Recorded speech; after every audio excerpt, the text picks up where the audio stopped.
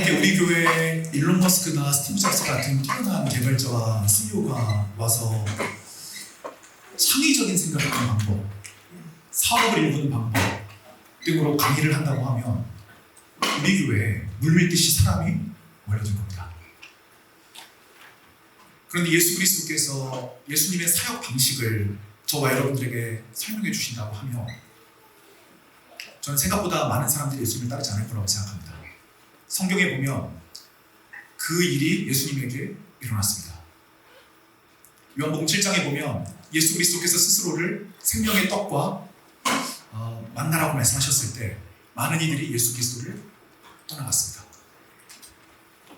예수님을 따르는 사람들은 많지 않았습니다. 왜냐하면 예수님께서 던지시는 메시지가 너무나 어려웠기 때문입니다. 그것은 우리의 생각과 삶의 방식을 거스르는 것이었고 우리의 본능을 거스르는 것이었기 때문입니다. 오늘 본문 말씀을 한번 살펴보기를 원합니다. 23절 말씀을 보시면 예수께서 대답하여 이르시되 인자가 영광을 얻을 때가 왔도다. 십자가를 지셔야 되는 순간이 왔습니다. 사랑하는 여러분, 하나님께서 우리를 이 땅에 태어나게 하신 이유는 무엇일까요? 아마 각자에게 하나님께서 원하시는 내용들이 너무나 다를 거라고 생각을 합니다. 그런데 우리에게도 그 결정적인 순간이 있습니다. 창세기를 보면 알 수 있습니다.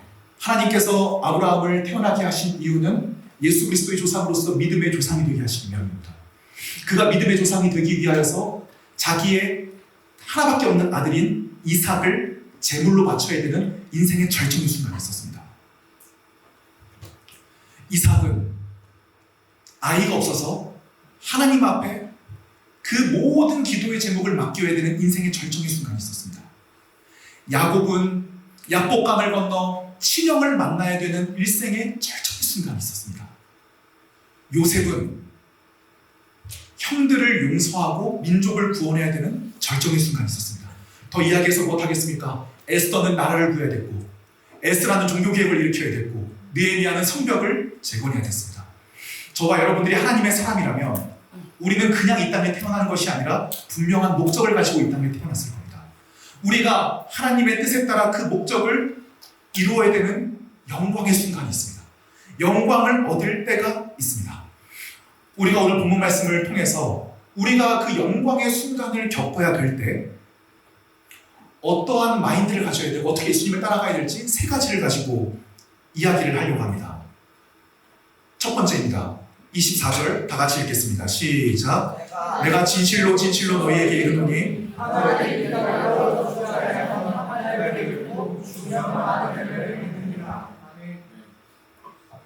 하늘의 밀이 땅에 떨어져 죽지 아니하면 그대로 있고 죽으면 많은 열매를 내는다라고 하는 오늘 본문의 이야기는 세속적인 성공학의 방식으로 볼 때 너무나 어리석은 이야기입니다. 하지만 예수 그리스도께서는 하나님의 섭리 안에서의 죽음이 오히려 더욱더 풍성한 영적인 열매를 가져다 준다는 세속적인 방식과는 전혀 다른 방식의 이야기를 오늘 저와 여러분들에게 건네고 있습니다. 내가 진실로 진실로 너희에게 이른다고 이야기했습니다. 여기서 진실로로 번역된 헬라어 단어는 아멘입니다. 맞습니다. 여러분들이 기도할 때 하시는 히브리어의 그 아멘을 헬라어로 그대로 직역해 놓은 말입니다. 진실로 진실로 아멘. 아멘이란 말의 뜻은 무엇일까요? 믿습니다. 확신합니다. 이런 뜻입니다. 우리가 성경을 읽을 때 아멘 하는 것은 그 말씀이 나에게 일어날 것을 믿습니다. 확신합니다. 설교를 들으실 때에 아멘 하는 것은 그 일을 내가 믿습니다. 이런 뜻입니다. 그 일이 하나님의 말씀이고 일어날 것을 믿습니다. 예수님은 자기의 마지막 사역을 준비하시면서 진실로 진실로 아멘 아멘 정말 확실하게 이 방법이 아니면 안 된다. Only one way. 이 방식이 아니고서는 다른 뷰가 나갈 수가 없습니다. 이 방식이 아니고서 하나님의 뜻이 이루어질 수 없습니다. 다른 방식은 안 됩니다. 그 어떤 방식도 불가합니다. 오직 이 방식, 진실로 진실로 무슨 이야기입니까? 밀알 하나, 곡식 나달 하나가 땅에 떨어져 심기는 것, 이 묻히는 것, 이것을 고대 사람들이 죽는다고 생각을 했던 것 같아요. 그런데 이 밀알이 떨어져 묻히는 이 떨어져라고 하는 단어가 패손이라고 하는 단어인데요. 무슨 단어라고요? 패손. 능동분사로 쓰였습니다. 누군가가 뿌려서 수동적으로 떨어지는 것이 아니라 내가 이 마지막 영광의 때에 하나님께 들어올려져 사용되기 위하여서 절벽으로 뛰어내리는 장면을 한번 상상해 보십시오. 절벽으로 떨어지면 죽는데 내가 이 마지막 순간에 하나님을 의지하기 위해서 모든 인간적인 방식과 생각과 감정을 다 내려놓고 하나님의 방식으로 능동부사, 패손이 되어서 이 땅에 떨어져 심기기로 결정되는 겁니다.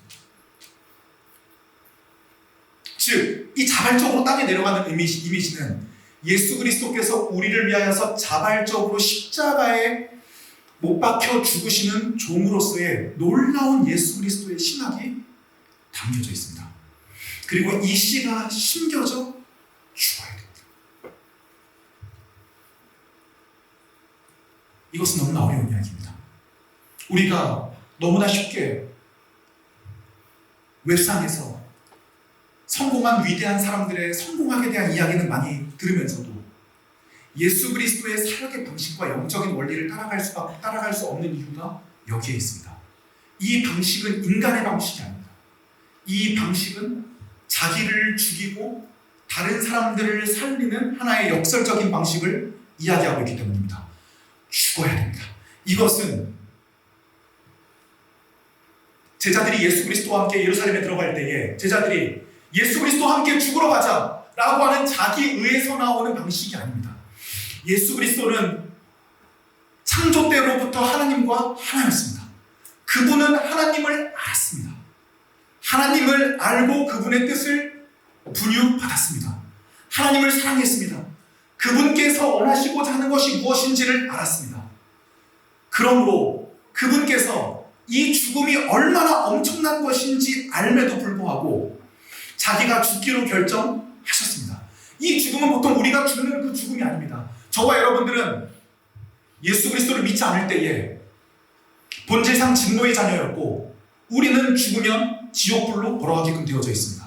그것은 하나님과의 영원한 단절을 의미합니다. 아무런 희망이 없는 상황을 의미합니다. 저와 여러분들은 그 영원한 시간 속에서 하나님과 영원히 단절된 엄청나게 깊은 흑암을 경험해야 됩니다.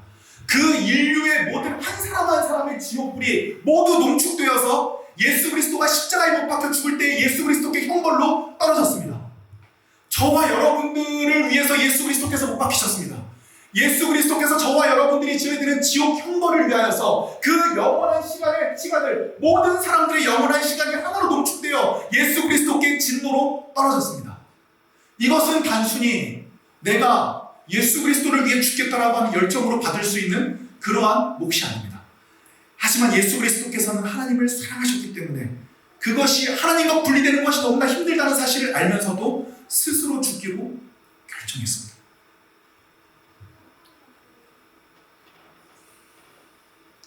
상한 심령이었습니다. 여기서 우리가 첫 번째 마주쳐야 되는 신앙의 과제가 있습니다. 먼저 예수님을 만나야 됩니다. 사랑하는 청년부 여러분, 예수님을 진짜 만나야 돼요. 예수님을 만나야 돼요. 그것이 교회의 유일한 존재 목적이고 설교와 찬양의 유일한 목적입니다. 설교와 찬양은 예수 그리스도의 철저한 신뢰입니다. 설교가 좋은 거 중요하지 않습니다. 찬양이 좋은 거 중요하지 않습니다. 우리가 이 설교와 찬양을 통해서 얼마나 예수 그리스도를 만나고 있느냐가 정말 너무 중요합니다. 우리가 세상의 수많은 철학과 성공학을 따라가면서 예수 그리스도의 방식을 따라가지 않는 이유가 우리가 죄의 상태에 있다는 것을 너무나 쉽게 지원해주고 있습니다. 맞습니다. 우리가 손해가 되는 것은 단 일말도 하기를 싫어합니다. 그것이 저와 여러분들의 현재의 상태입니다. 우리는 다른 사람에게 관심이 없습니다. 예수 그리스도에게 관심이 없습니다. 나에게만 관심이 있습니다. 저에게도 오늘 설교를 준비하면서 예수 그리스도를 정말 만났는지에 대해서 심각한 고민이 있었습니다. 그리고 저에게 이런 질문을 하게 되었습니다. 너는 예수 그리스도와 같이 정말 상한 심령이 있는가? 교회는 영혼을 돌보는 곳입니다. 왜 한국 기독교가 엉망이 됐습니까? 영혼을 돌보지 않기 때문입니다. 너무나 화려함에, 종교 예식에, 감정과 지성에 우리가 많이 취해 있습니다. 정말 영혼을 돌보려고 하는 교회가 얼마나 될까요? 이것은 저에게도 해당되는 이야기입니다. 정말 우리 리더진들과 우리 청년들을 바라볼 때에 그 영혼을 향한 정말 상한 심령이 있는가? 우리 청년부를 불쌍하게 보겠다는 얘기가 아니에요. 얼마나 저보다 뛰어나고 잘난 분들이 많은지 몰라요. 불쌍하게 보겠다는 게 아니에요. 단지 우리가 철저히 죄의 상태에 놓인 사람들로서 철저하게 죄의 상태에 놓인 그 사람의 영혼을 향한 정말 치열하고 그 사람을 사랑하고 기도할 수 있는 심령이 우리 가운데 있느냐 하는 것을 물어보고 싶은 것입니다. 우리 리더십들에게도 함께 나누고 싶습니다. 우리가 정말 목장원들과 팀원들을 향한 예수 그리스도의 마음이 우리 가운데 부어져 있습니까? 동정하거나 불쌍하게 보는 것이 아닙니다. 한 사람의 인간이 이 세상에 태어나서 죄의 상태와 고통 가운데 살아가는 것에 대한 근원적인 예수 그리스도에 대한 마음이 부어진 것이 있느냐는 이야기입니다. 우리에게는 그런 마음이 없습니다. 왜냐하면 우리가 예수 그리스도를 아직 만나지 못했기 때문입니다. 예수 그리스도를 정말 만났다면 그 마음이 부어지지 않을 수 없습니다. 예수 그리스도를 만나면 상처받은 이들에 대한 인간적인 마음 말고요, 정말 그 영혼에 대한 하나님의 심령이 우리 안에 없을 수 없습니다.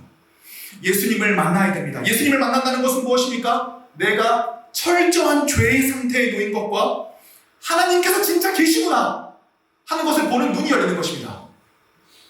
창세기에 보면 야곱이라는 인물이 나옵니다. 할아버지는 아브라함이고요, 아빠는 이삭입니다. 다 믿음의 조상들입니다.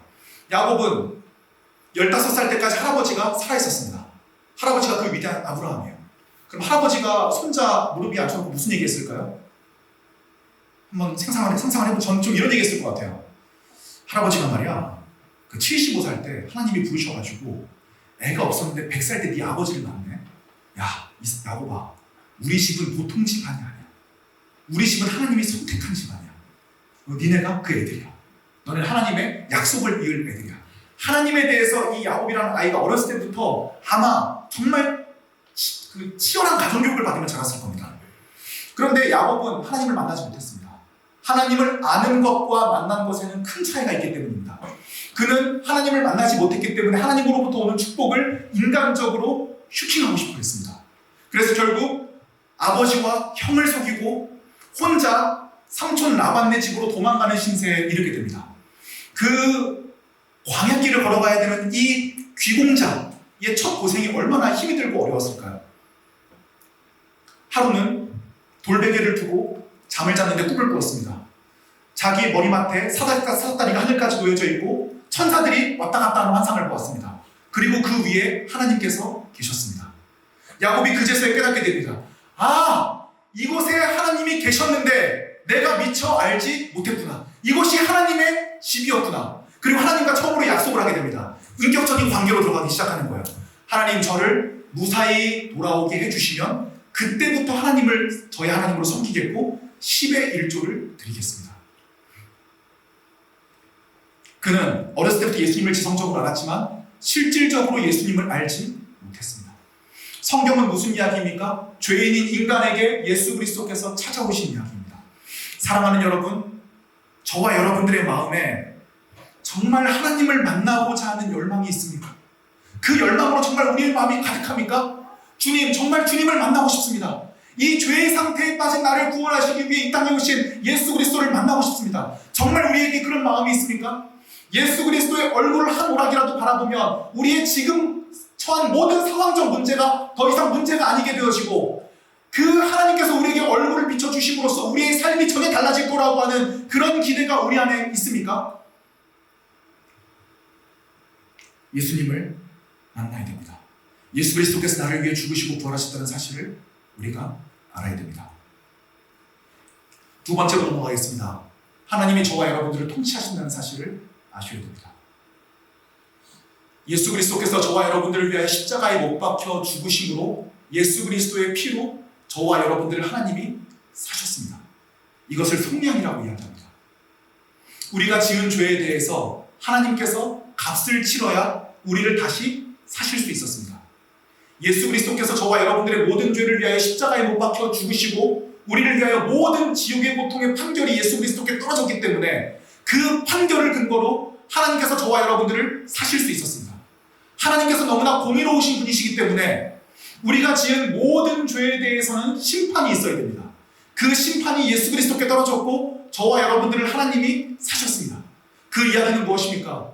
우리는 하나님 앞에 팔렸습니다. 우리는 이제 죄에 팔린 것이 아니라 하나님께 팔렸습니다. 우리는 여전히 불완전하게 팔린 것이 아니라 완전하고 우주를 만드신 경이로운 분께 팔렸습니다. 이것이 우리의 신분입니다. 예수 그리스도께서는 종인 우리를 사셔서 종이라고 칭하지 않으시고 아들과 딸이라고 칭하기로 결정하셨습니다. 우리가 하나님의 아들과 딸이 되므로 우리는 하나님을 아버지로 섬길 수 있는 놀라운 권한을 얻었고 심지어 우리에게 큰형 큰오빠가 생겼습니다. 누구죠? 예수 그리스도. 예수 그리스도를 예수님이라고 부르지 않기를 주님의 이름으로 축복을 드립니다. 형, 오빠. 유대 문화에서 예수 그리스도께서 장남이 되셨다는 것은 저와 함께 성경 공부를 하셨던 분은 모두 아시듯이 장남은 동생들을 모두 책임져야 되는 의무를 받습니다. 그러므로 이제 우리의 기도가 달라질 때가 되지 않았습니까? 우리는 예수 그리스도께 주님 한 번만 저의 기도 제목을 들어주신다면 제가 10의 1조를 하겠습니다. 이런 거 말고 이제 이런 기브앤테이크적인 거 말고 형과 오빠에게 우리의 기도 제목을 이야기할 수 있지 않겠습니까? 우리 마음에 소원이 있으신 분들 오늘 기도하실 때 기브앤테이크로 기도하지 마시고 당당하게 우리의 오빠이자 형에게 아버지의 이름으로 요청하십시오. 형! 맏형으로 세워진 건 우리 책임지라고 세워준 거 아니야? 내가 이런 문제가 있는데 형이 이렇게 가만히 있는 게 말이 돼? 형 부자잖아. 형 할 수 있잖아. 근데 왜 안 해줘? 형은 우리를 위하여서 아버지 하나님 앞에 우리를 위해 헌신할 의무를 갖게 됩니다. 그렇기 때문에 우리의 큰형과 큰오빠이신 예수 그리스도는 동생들을 대신하여 십자가에 못 박혀 죽으셨습니다. 그러므로 우리 아버지는 하나님과 예수 그리스도가 되었습니다. 예수 그리스도께서 우리의 인생을 다스리십니다. 우리가 구원받은 지 어떻게 알 수 있습니까? 우리의 사업과 우리의 가게와 우리의 삶을 예수 그리스도께서 이끌고 나아가신다는 사실을 확신하면 알 수 있습니다.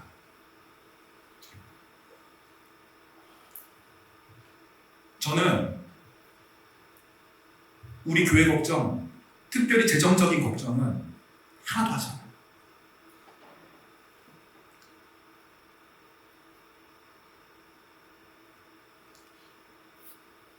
저희 가정은 제가 걱정을 좀 해요. 하나님께서 저를 가장으로 저에게 맡겨주신 거니까. 책임감 때문에 그거는 제가 걱정을 해요. 그런데 하나님, 교회는 인간의 게 아니에요.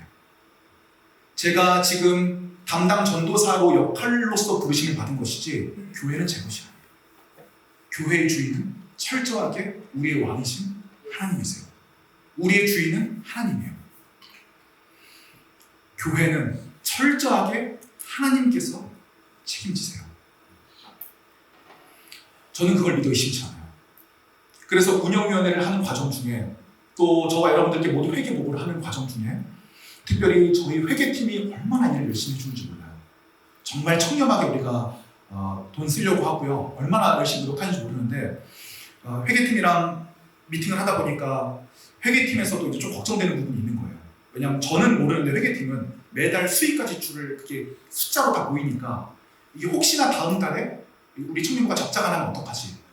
너무 아름다운 마음이에요. 너무 교회를 사랑하는 마음 아니에요?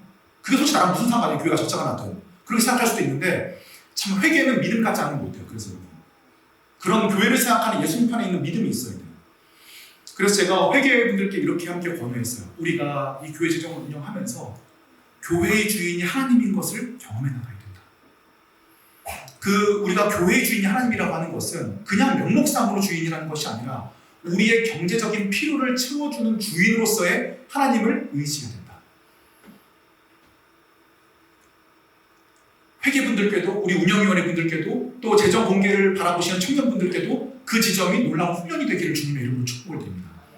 우리가 한 달은 적자가 날 수 있고요. 그 다음 달은 흑자가 날 수도 있어요. 적자, 흑자라는 표현도 죄송합니다.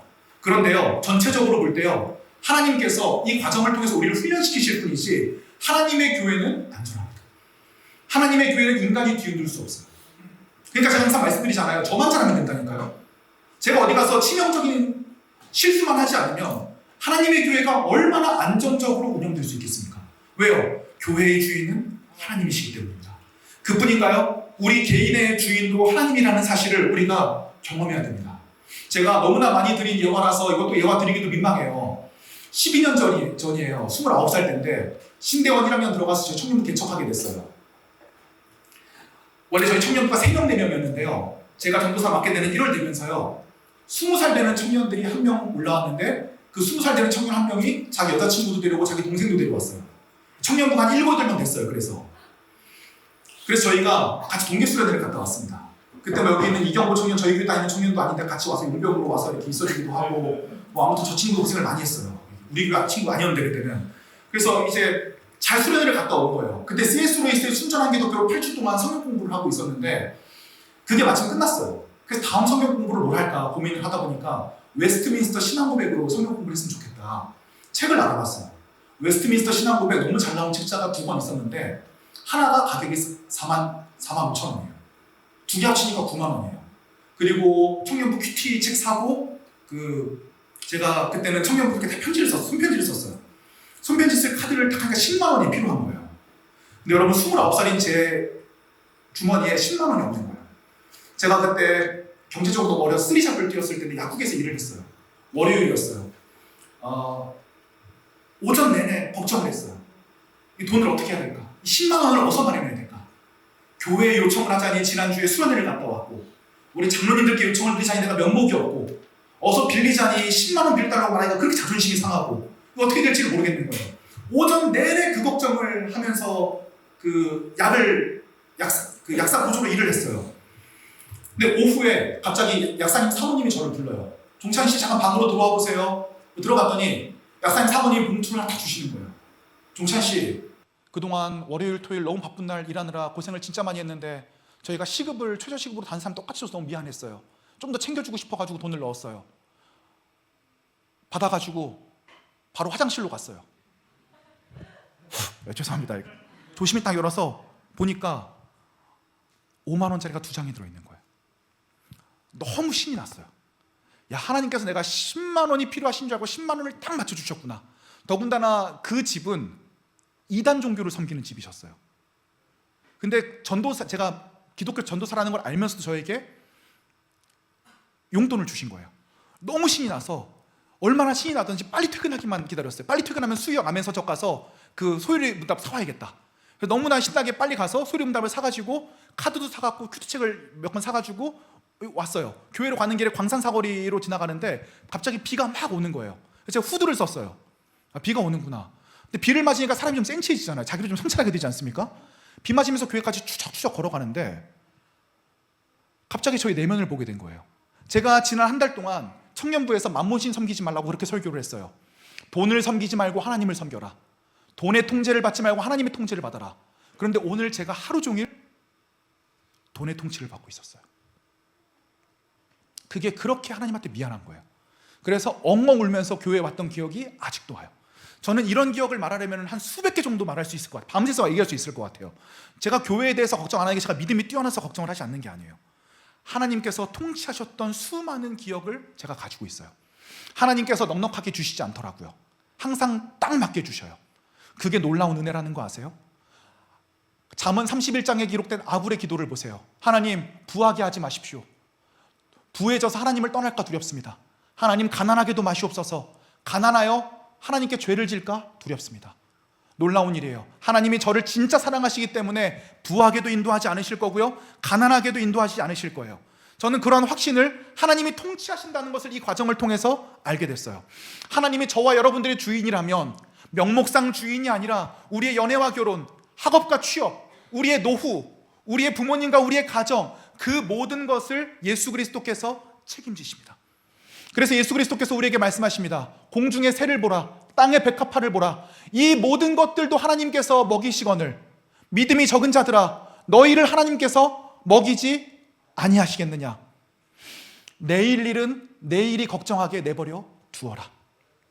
사랑하는 여러분, 저와 여러분들이 너무 인생의 궁극적인 목적을 세우지 않기를 주님의 이름으로 축복을 드립니다. 우리에게 자꾸 장기적이고 단기적인 목적이 있잖아요. 그러면 단기적인 목적을 향해 그 기간 동안은 최선을 다해 뛰어갈 수 있는 힘을 얻긴 해요. 하지만 단기적인 목적을 이루면 그 목적을 이룬다면 또 다른 목적이 필요해요. 다음 목적이 또 필요해요. 그 다음 목적을 또 이루면 그 다음 목적이 또 필요해요. 그 다음 목적을 계속 이루다 보면 어느 순간에 이제 내 힘으로는 이루지 못할 목적을 세울 수밖에 없어요. 그럼 인간은 절망하게 돼요. 스스로 자기를 객관할 때 이 목적은 절대 이제 이루지 못할 것 같거든요. 그럼 이제 사람의 마음은 허탈해지고 목적의식을 상실하게 돼요. 그 이후에는 내가 목적의식이 사라졌기 때문에 내 목적이 주인으로 나를 차지했던 자리에 내가 누릴 수 있는 욕구와 욕망, 쾌락들이 그것을 나의 마음을 차지하게 돼요. 그래서 영앤 리치들이 얼마나 타락하는지, 소위 성공한 사람들이 얼마나 타락하는지를 우리가 많이 볼 수 있게 됩니다. 하나님의 통치의 방식은 그러한 것이 아닙니다. 여러분, 목적과 단기 목적과 장기 목적을 세우지 말라는 것이 아니에요. 세우되 그것이 절대적인 목적이라고 확신하지 않았으면 좋겠어요. 단지 이렇게 고백했으면 좋겠습니다. 이 목적이 하나님의 뜻이면 이루어질 것이고 하나님의 뜻이 아니면 이루어지지 않을 것입니다. 그 목적을 향해서 우리가 일단 최선을 다해서 걸어가 보되 이 목적이 반드시 나를 행복하게 해준다는 생각에서 벗어나는 축복이 일어나시기를 주님의 이름으로 축복을 드립니다. 물론 이렇게 말해도 모를 거예요. 그래서 한번 열심히 사세요. 사셔서요, 돈도 벌어보시고요, 성공도 해보시고요, 한번 목적 이루어보세요. 그제서야 그 목적이 나를 절대 행복하게 해줄 수 없으며 이 목적이 우리 인생의 전부가 아니라는 사실을 알게 될 겁니다. 1년 전에 어떤 청년이 저를 찾아왔습니다. 전사님, 자꾸 돈을 섬기지 말고 예수님 섬기라고 하는데 도저히 돈을 포기를 못하겠습니다. 그래? 그러면 돈을 포기 안 하면 앞으로 어떻게 살 건데? 한번 돈을 벌어보고 싶습니다. 너무 좋지. 얼마나 벌어보고 싶어? 한 10억은 벌어봐야 제가 돈이 어떤 건지 알 것 같습니다. 야, 10억 갖다 되겠냐? 한 30억은 벌어봐야 알지 않겠냐? 꿈이 왜 이렇게 작냐? 일단 30억을 벌기 위해 최선을 한번 다해봐라. 그리고 그 과정 중에 그것이 얼마나 허황된 것인지를 하나님이 알려주실 수 있도록 그 과정을 하나님과 함께 살아갔으면 좋겠다. 그러므로 우리에게는 더욱더 큰 목적 설정이 필요합니다. 그분이 바로 예수 그리스도. 사랑하는 여러분, 왜 나를 위해서는 모든 쾌락과 즐거움과 여유를 즐기면서 나를 위해 죽으신 예수 그리스도를 위해서는 손 하나 까딱하기 싫어하십니까? 작은 손해 하나 보시기 싫어하십니까? 예수님의 방식은 그러한 것이 아니었음을 기억해야 됩니다. 내가 예수님을 위해서 포기하는 마음을 주시고 포기하게 되면 하나님께서 내가 이익을 보지 못하더라도 하나님의 나라에 이익을 주는 더 큰 것으로 갚아주시는 것이 하나님의 놀라운 은혜의 방식입니다. 그러므로 저와 여러분들이 오늘만 사는 축복이 일어나기를 주님의 이름으로 축복을 드립니다. 오늘 하루 우리가 맡겨진 직장, 사업, 가정, 오늘 내가 해야 되는 일, 내가 견뎌야 되는 고통, 우리가 하나님 붙들고 하나님이 주인이시니까, 주인이 우리에게 맡겨주신 거는 확실하니까 우리가 오늘 하루 정말 최선을 다해서 붙들어 보는 거예요. 발버둥 쳐보자고요. 우리가 한번 노력해보자고요. 오늘 하루 주님께서 맡기신 것을 믿고 내가 정말 최선을 다하겠습니다. 이 하루가 마무리되었다면 하나님 앞에 감사를 돌리고 만족하고 그 다음 하루를 또 살아내고, 이것이 예수님을 통치자로 인정한 우리의 삶의 방식입니다. 내일 일을 걱정하지 않고 내일 일은 하나님께 맡기며, 하나님 오늘 하루 최선을 다하겠습니다. 예수님께서 내일 일은 내일이 걱정하도록 하라고 하셨으니 저는 오늘만 걱정하겠습니다. 오늘 하루 내가 어떻게 살아야 되는지 주님 앞에 알려주십시오. 이런 삶을 사는 동안 저와 여러분들은 예수 그리스도의 삶의 방식이 우리 가운데 깊이 있게 뿌리 박는 놀라운 능력을 얻게 되어지는 것입니다. 마지막으로 세 번째 이야기하려고 합니다. 제자가 되어야 됩니다. 예수님을 만난 사람은 많되 예수님을 따라가는 사람이 없는 것이 시대의 비극입니다. 예수님을 만난 사람은 많지만 예수님을 따라가는 사람은 없습니다. 예수님을 따라가는 사람을 성경에서는 제자라고 이야기합니다. 오늘 본문 말씀 25절을 보여주십시오. 26절입니다. 다 같이 읽겠습니다. 시작. 사람이 나를 섬기려면 나를 따르라. 나 있는 곳에 나를 섬기는 자도 거기 있으리니 사람이 나를 섬기면 아버지께서 그를 귀히 여기시리라. 아멘. 25절 제가 읽어드리겠습니다. 자기의 생명을 사랑하는 자는 잃어버릴 것이요 세상에서 자기의 생명을 미워하는 자는 영생하도록 보존하리라. 미워한다는 단어를 썼어요. 헬라어 원어로는 미워하다를 뭐라고 얘기할까요? 박수 한번 좀 드리도록 하겠습니다. 제자 양육 1강에 배우는 얘기입니다. 미세오는 직역하자면 미워하다, 싫어하다, 의지적으로 거절하다 이런 뜻인데, 예수님께서 사셨던 아람 문화권에서는 덜 사랑하다는 의미로 쓰였습니다. 오늘 본문은 직역한 의미예요. 자기의 생명을 미워해라. 자, 그러면 이 미세오라고 하는 단어는 덜 사랑하다는 단어이기 때문에 제가 다시 한번 번역을 해보겠습니다. 25절을 보세요. 자기의 생명을 덜 사랑하는 자는 영생하도록 보존하리라. 기독교의 놀라운 점은 기독교에서는 저와 여러분들이 누리는 모든 편의와 심지어 쾌락에 대해서도 긍정한다는 것입니다. 저와 여러분들에게 모든 것을 누리라고 허락해 주셨습니다. 단 조건이 있습니다. 우선순위를 바탕으로 그 모든 삶의 기준이 자리 잡혀야 됩니다. 그러면 자기의 생명을 덜 사랑하라고 하는 것은 나를 사랑해도 돼요. 너무 귀한 겁니다. 하지만 예수님보다 나를 덜 사랑해야 됩니다. 돈을 사랑해도 됩니다. 하지만 예수님보다 돈을 덜 사랑해야 됩니다. 배우자와 연인을 사랑해도 됩니다. 예수님보다 덜 사랑해야 됩니다. 자녀를 사랑해도 됩니다. 하지만 예수님보다 덜 사랑해야 됩니다. 이것이 예수 그리스도를 따라가는 것입니다. 우리 마음속 깊숙한 곳에 있는 우상을 한번 깊숙이 생각을 해보십시오. 내가 이것만 얻으면 행복하지라고 생각하는 거, 하나님은 그런 여러분들을 어여쁘게 보십니다.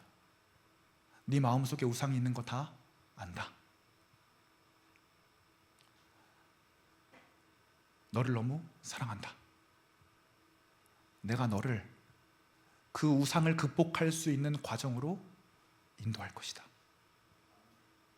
그러므로 너는 앞으로 너에게 일어날 이 일을 기억해라. 자기의 생명을 사랑하는 자는 잃어버릴 것이요 이 세상에서 자기의 생명을 미워하는 자는 영생하도록 보존하리라. 우리가 성령에 충만하다는 것은 무엇을 의미합니까? 예수 그리스도께서 주인이 되셔서 우리 우상을 이기게 되는 놀라운 경험을 하게 되는 것입니다. 사랑하는 여러분, 이번 한 주 살아가면서 미세오 해보시기를 주님의 이름으로 축복을 드립니다. 내가 가장 사랑하는 것보다 예수님을 조금 더 사랑하기 위해 노력하는 것입니다. 이것은 감정의 문제가 아닙니다. 단순한 지식이나 의지의 문제도 아닙니다. 성령의 충만함의 문제입니다. 예수님을 사랑하는 것이 우리의 인생의 우선순위 되는 문제이기 때문입니다.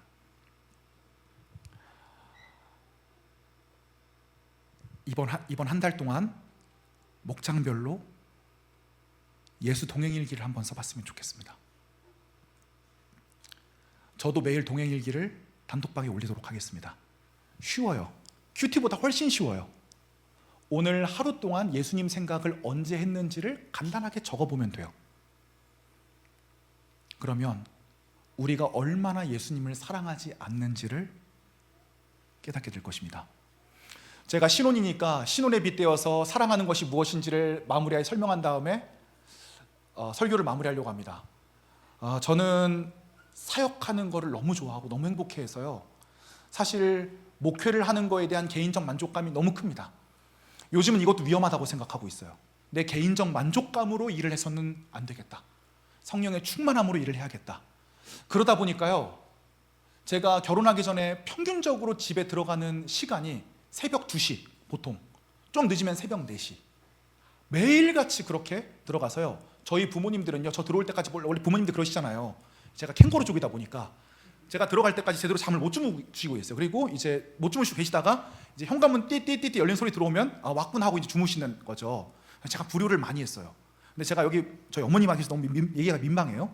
제가 결혼을 하니까 아내한테는 그러면 안 되겠다.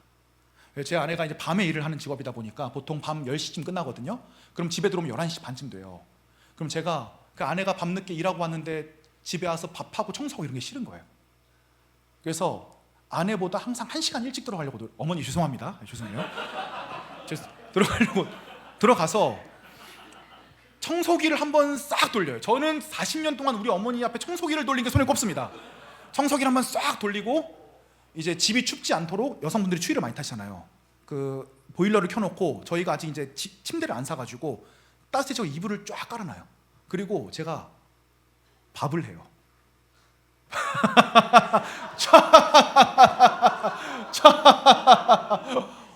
밥을 하는 게 너무 재밌어요.